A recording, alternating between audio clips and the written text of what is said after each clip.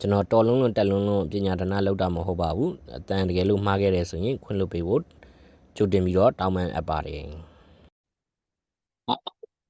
ကျွန်တော်နာမည်ကတော့ရဲသူပိန်ဆွေဖြစ်ပါတယ် The Sun Education အောင်လာလည်းဖြစ်ပါ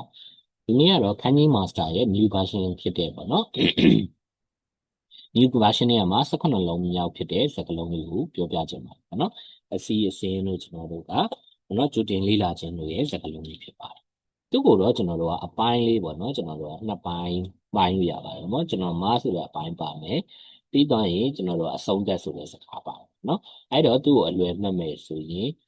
မားနဲ့အဆုံးသက်ဟာကြိုတင်လေးကြိုတ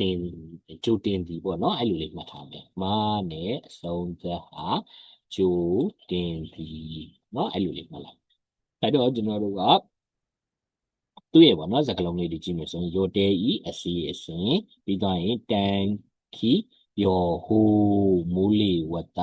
ခြေညာချက်ယောရှု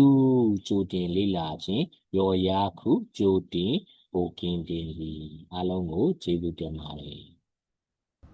like and subscribe ခေါင်းလုံးလေးနှိပ်ပေးခဲ့ပါဦး